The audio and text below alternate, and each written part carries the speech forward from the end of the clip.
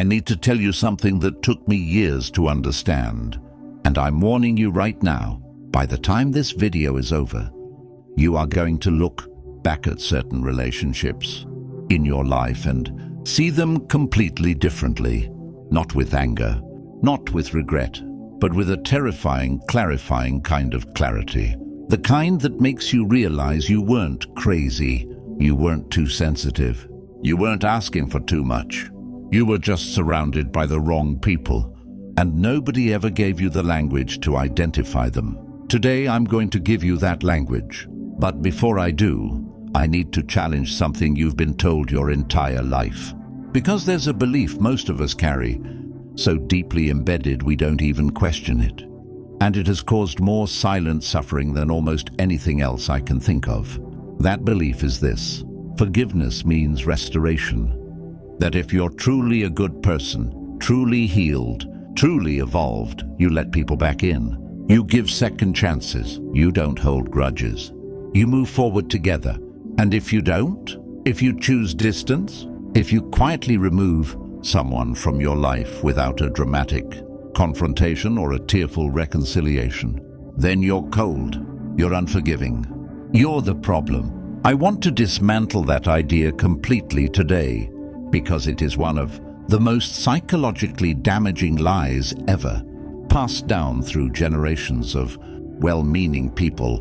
And the moment you stop believing it, something inside you is going to shift in a way that is permanent. Stay with me, because what I'm about to share isn't just a list. It's a map of human behavior that once you see it, you cannot unsee. And the 5 patterns I'm going to walk you through, these aren't theoretical. They're not philosophical. They are happening in your life right now, possibly with people you love, possibly with people you eat dinner with, possibly with people you call your closest friends. And here's the part I need you to hold on to until we get there. The most dangerous of these 5 isn't the one who hurts you openly. It's the one who hurts you while making you feel like the problem is you. I'll get to that. But first, I need to take you somewhere uncomfortable. Think about the last time you were truly, deeply let down by someone, not a stranger. Someone you trusted, someone you had history with, someone you would have defended to anyone who questioned their character. Remember what that felt like? Not just the pain of the event itself, but the confusion afterward. That exhausting mental loop of trying to understand how someone who claimed to love you, who claimed to have your back, could do what they did. You replayed conversations. You questioned your memory. You wondered if maybe you misunderstood. Maybe you were being unfair. Maybe they had reasons you couldn't see. And even as a part of you knew that something had fundamentally broken, another part of you was already building the case for why you should forgive, forget, and move on as if it never happened. That internal war, that's not weakness. That's the result of being psychologically conditioned from childhood to prioritize harmony over truth, to keep the peace at the cost of your own discernment. And what it produces over years and decades is a person who is incredibly loyal and incredibly easy to betray repeatedly. I don't say that to hurt you. I say it because understanding this is the first step towards something better, something most people never actually reach. Now let's talk about the 5. Not as a simple list you'll forget by tomorrow, but as a deep, thorough excavation of 5 specific patterns of betrayal. What they look like, why they happen, how they're disguised, and most importantly, what they permanently reveal about the person doing them. Because that's the core truth that holds all of this together, and I'll keep coming back to it. Betrayal isn't just an action. It's a revelation. It tells you who someone is at their most fundamental level. And that information, once given, cannot be taken back. The first pattern is the one that's hardest to confront, because on the surface it looks like nothing. No action, no words, no dramatic event, just silence. You were under attack. Your name was being questioned. Your character was being dismantled in a room, in a conversation, in a group. And someone who knew the truth, Someone who had every reason and every ability to speak up said absolutely nothing. And here's what we tell ourselves afterward. Maybe they didn't know what to say. Maybe they were caught off guard. Maybe they didn't realize how serious it was. These are the stories we construct to protect people who don't deserve the protection. Let me tell you what that silence actually is. In social psychology, there's a concept called tacit approval, the idea that silence in the face of something wrong is functionally identical to endorsement. When a room watches someone be attacked and nobody intervenes, the attacker draws the only logical conclusion available. This is acceptable. Continue. Your silent friend didn't just fail to help you. They actively gave permission for your destruction to continue. But it goes deeper than that, because silence in those moments isn't usually born from confusion or shock. It's born from a very clear, very deliberate calculation, one that happens in a fraction of a second and reveals everything about your place in someone's hierarchy of priorities. They weighed the cost of defending you against the cost of staying comfortable, against the risk of social friction, of becoming a target themselves, of disrupting the dynamic of the room. And they chose themselves. Not once, not in a moment of weakness that immediately filled them with shame. They chose themselves, went home, possibly never mentioned it, and expected your relationship to continue exactly as it was. That's the part that should stop you cold. Because a person capable of watching you burn and saying nothing, not out of cowardice they later own, but out of quiet self-preservation they never acknowledge, that person has already shown you the limit of what they'll do for you. And that limit exists regardless of how long you've known them, how much history you share, how many good times exist between you. When the moment required something from them, you saw clearly what they were willing to give. And the most painful version of this, the one I want to spend an extra moment on, is when the silence comes from someone you expected above all others to speak. A best friend, a sibling, a partner, someone whose loyalty you had never once questioned because you had never once been in a position to test it until that moment.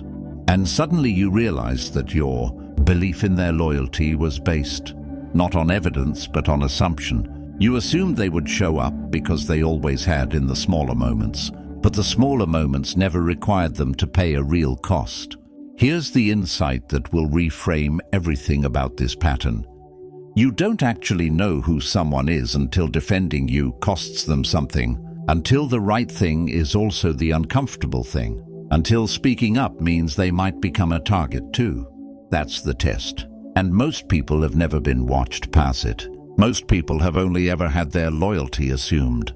Now, and this is important before we move on, I am not telling you to explode at this person. I'm not telling you to confront them in anger or cut them off with drama. What I am telling you is that the information they gave you in that silence is real. It is accurate, and it deserves to change something in how you relate to them, even if that change is entirely internal and invisible to them. You don't have to announce the shift. You just have to make it. Because here's something I'll return to at the end of this video that I think is going to be the most important thing I say. The adjustments that protect you most don't always look like confrontations. Sometimes they look like quiet decisions that change everything. Hold on to that. We're going somewhere with it. The second pattern is where most people get stuck in the longest loops of unnecessary suffering, because this one weaponizes hope. It starts with harm. Something happens, a lie, a betrayal, a moment of cruelty or neglect. You feel it. You address it or you try to. And then the apology. And here's where the psychology becomes almost cruel in its precision, because the apology is often genuinely moving. There are tears. There is vulnerability. There is the specific kind of remorse that looks indistinguishable from real change. And you, being a person with empathy, being a person who understands that humans are flawed and growth is possible, you believe it. You let your guard down. You rebuild the trust slowly, carefully, You tell yourself that people can change, and you're right, people can. So you give them the benefit of the doubt.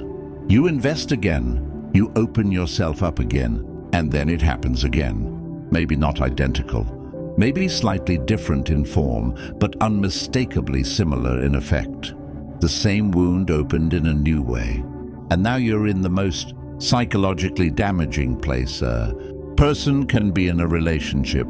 The cycle. Harm, apology, hope, rebuild, harm again. Each cycle slightly more exhausting than the last. Each apology slightly less convincing, but still just convincing enough. Each time you wonder if this is the last time, if something finally shifted, if the person you believed in is finally showing up consistently.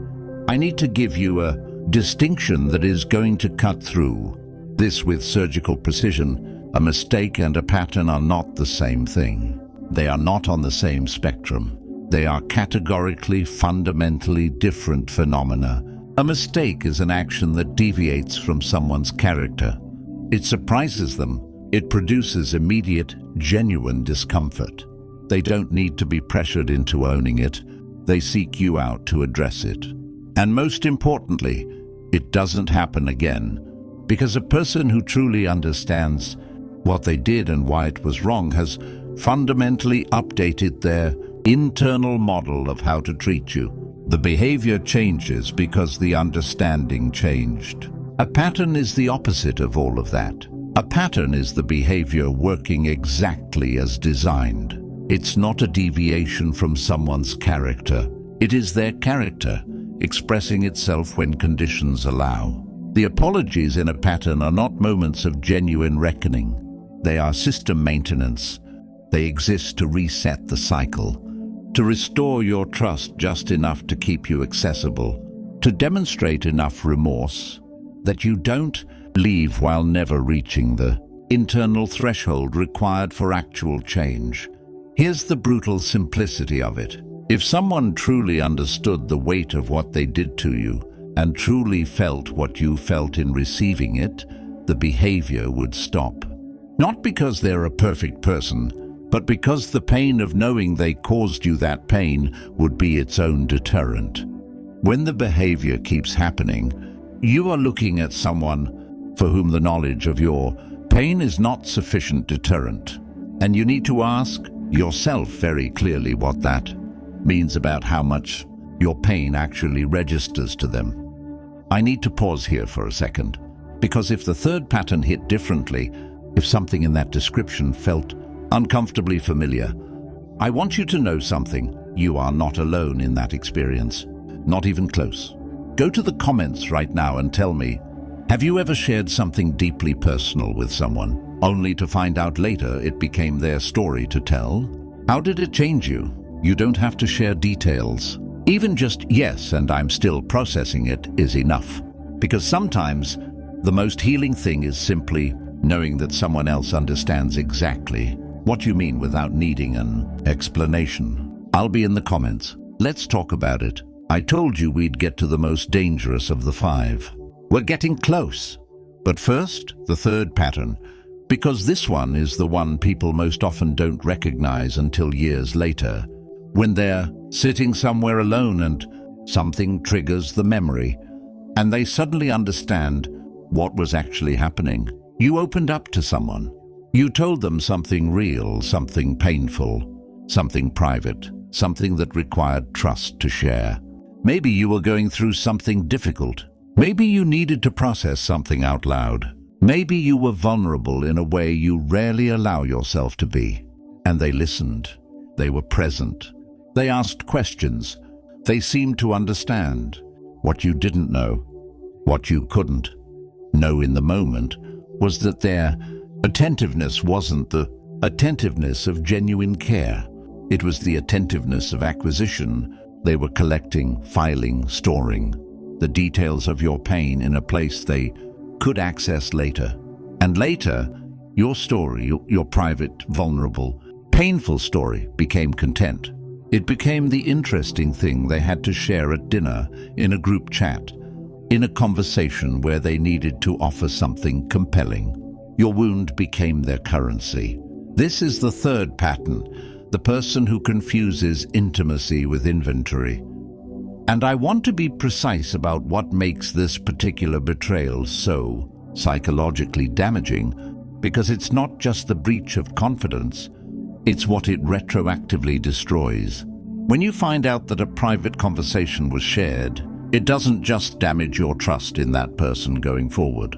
It reaches backward through time and poisons every moment of vulnerability you shared with them, every conversation you thought was sacred, every time you thought you were being held, every moment you felt truly seen. You realize you weren't being seen, you were being observed.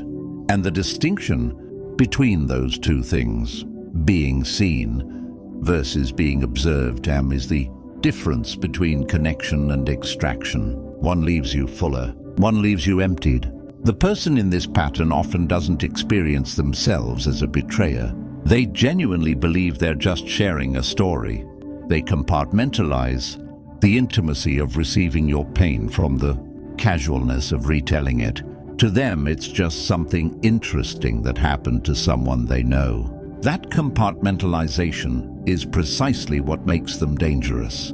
Because a person who can hold your pain with such lightness, who can take something you shared in your most vulnerable moment and translate it into dinner table conversation without experiencing any internal friction, that person does not have the emotional architecture required to actually protect what you give them. You can't build a safe relationship on that foundation. You can have pleasant interactions. You can have fun. But you cannot be real with someone who will turn your reality into performance. If you've been in this situation, and I think many of you have, here's what I want you to hold on to until the end of this video, when I'm going to bring all 5 of these together into something I think will fundamentally shift how you approach every relationship going forward.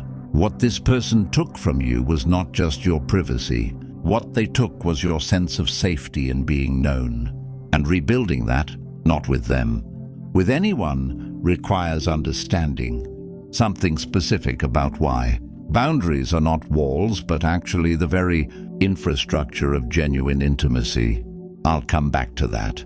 For now, the 4th pattern, because this one wears the most convincing disguise of all 5. It hides behind smiles and surface-level warmth. It operates in the language of friendship, and the people who carry it often believe sincerely that they support you because they have never been forced by their own internal honesty to confront the fact that they don't. Watch what happens the next time something genuinely good happens to you. Not a small win, a real one, a promotion, a relationship, a milestone, a breakthrough. Something that unambiguously moves your life forward. Pay attention not to what people say in that moment. Anyone can offer a quick congratulations. Pay attention to what happens in the days and weeks after. Watch whether they ask about it, build on it, celebrate the ongoing reality of your progress. Watch whether your win becomes a shared joy or whether it somehow, subtly, disappears from their conversation while their own needs fill the space. And pay even closer attention to this. In the moment you share the good news, watch their first reaction before they compose themselves. Because envy doesn't announce itself. It flickers, a fraction of a second of flatness before the smile arrives. A brief pause where warmth should have been instant. Most people miss this because they're not looking for it. Most people, in a moment of genuine joy, are extending themselves outward, too open, too trusting, too hopeful to notice the subtle absence of reciprocal warmth. You're now looking for it. The 4th pattern, the person who can't celebrate your success, is one of the most corrosive forces in a life because it operates on a slow, almost imperceptible frequency. It doesn't destroy you in a single event. It erodes you across years of small, deniable moments. The friend who changes the subject when you talk about your wins. The family member whose compliments always arrive wrapped in qualifications. The colleague who responds to your success with a story about their own. The partner who supports you in struggle but becomes distant in your triumph. Each instance on its own is explainable. Maybe they're going through something. Maybe they're tired. Maybe you're reading too much into it. But when the pattern holds, when it is consistent across time, across context, across the shifting circumstances of both your lives, you have to stop explaining it away and look at it directly. Here's the psychology of it. For a person carrying unprocessed envy, your success isn't just good news. It's a mirror. It reflects back to them the gap between where they are and where they want to be. And instead of that gap motivating them, it threatens them. So your success, rather than being a moment of shared joy, becomes a source of private suffering for them, and that private suffering almost always produces some outward behavior, however subtle, however deniable. What's devastating about this pattern is that the people who carry it are not, in many cases, malicious. They often love you in the ways they're capable of loving, but they have an internal limitation, a wound around worthiness or comparison or scarcity, that makes them genuinely unable to hold your success without it activating their own pain. And here's the question you need to sit with honestly. How long are you willing to shrink yourself to manage someone else's wound? Because that's what often happens. The person going through this pattern unconsciously begins dimming, sharing wins less, celebrating less loudly, downplaying progress to preserve the comfort of the relationship. And over time, the relationship itself becomes a container that cannot hold your full life. Only the parts of it that don't threaten the other person. That is not a relationship. That is a contract that requires you to be smaller. You deserve people in your corner who are genuinely disturbed by the idea of you staying small, who feel your wins in their chest the way you feel them in yours, who celebrate you without the contamination of comparison. They exist, and you will find them when you stop filling your life with people who can only handle the version of you that hasn't fully arrived yet. Which brings me to the fifth pattern, the one I've been building toward. The one that is, and I say this without exaggeration, the most psychologically complex and the most important to understand completely. If you've gotten value from this so far, pause for a second and make sure you're subscribed. Because what I'm about to say in this final section is the part most people need to hear most and almost nobody is saying clearly enough.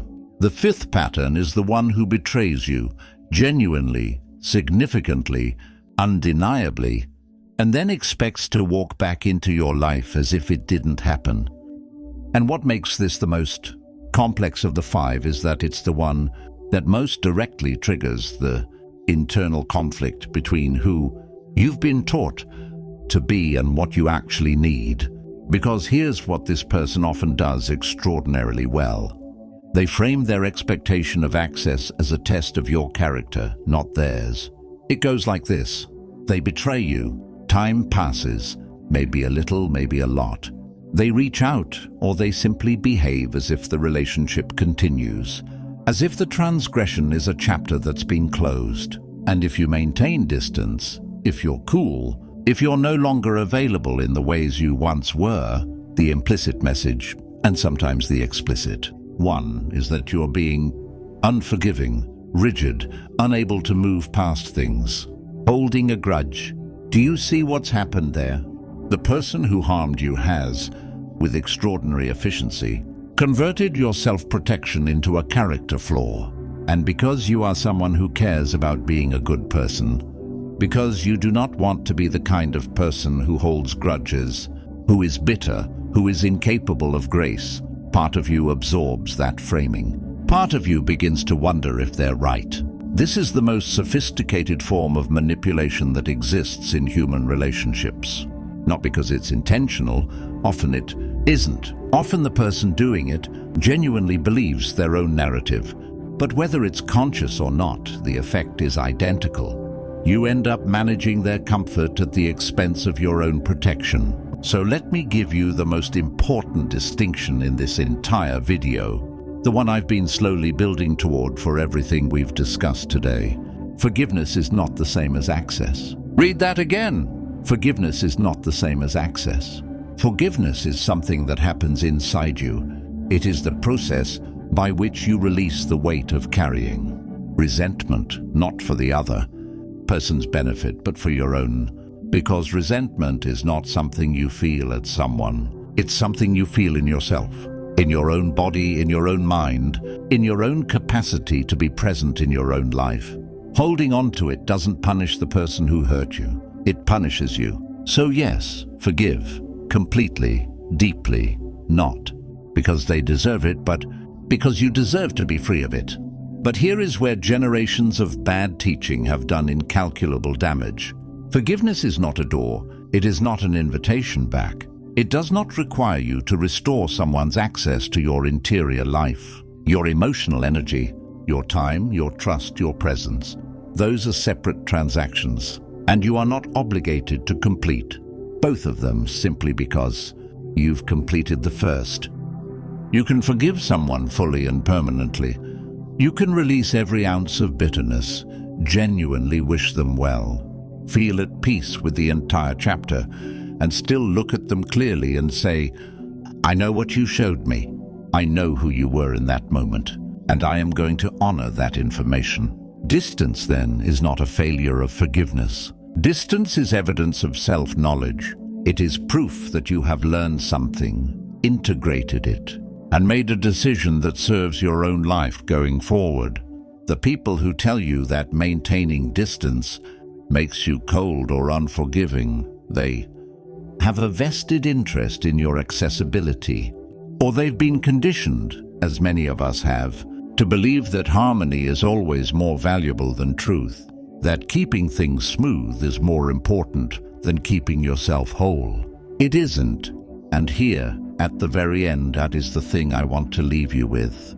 The thing that if you let it settle in, I genuinely believe will change how you move through every relationship for the rest of your life.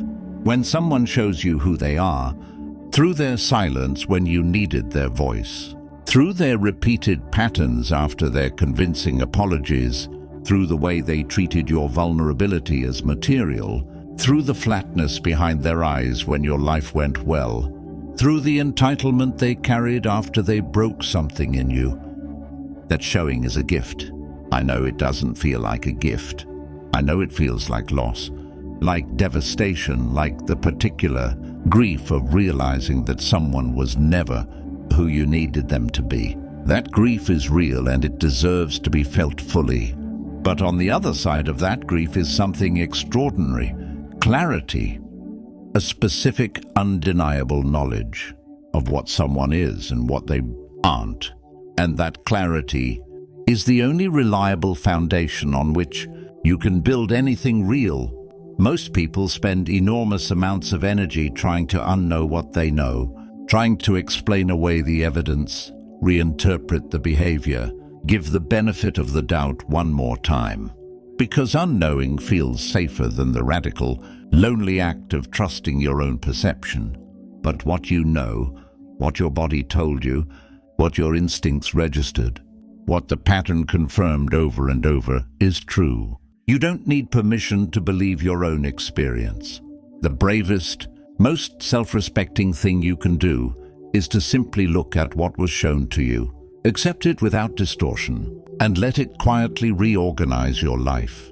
Not with anger, not with confrontation, not with any need for them to understand or agree or apologize, just with the calm, unshakable decision to build your life around people who show up consistently, not just when there's nothing to lose, not just when it's easy, not just when you're struggling, but in the moments that require something real. Those people exist. They are out there, and you will only find them when you stop offering the spaces in your life to people who have already demonstrated they don't know how to hold them. Your loyalty is not a flaw. Your capacity for trust is not a weakness.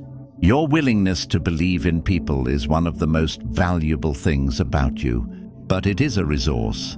And like every resource, it is most powerful when it flows toward people who are genuinely capable of receiving it. Guard it accordingly. If you made it to this point, I mean genuinely stayed through all of this, I want you to know that I don't take that lightly. You didn't just watch a video, you did something most people actively avoid. You looked clearly at something uncomfortable. You sat with it, and if even one part of today shifted something in how you see yourself or the people around you, that matters more than you know. So before you go, do 3 things, like this video, not as a reflex, but as a signal to yourself that this kind of depth is what you're here for. That you're done settling for content that leaves you the same way it found you. Subscribe, because this is just the beginning of the conversation. Every week we go deeper. We go into the patterns, the psychology, the quiet truths that most people spend their entire lives sensing but never quite naming. If today felt like something you needed, there's more where this came from, and I don't want you to miss it. And finally, leave a comment. Tell me, which of the 5 hit closest to home? You don't need to explain the whole story, just tell me the number. 1, 2, 3, 4, or 5. And if you're willing to share a little more, I'm here. I read everything. This community is one of the most honest, self-aware spaces on this platform, and that's because of the people who show up and actually engage. So show up, say something. You might say exactly what someone else needed to read today. I'll see you in the next one.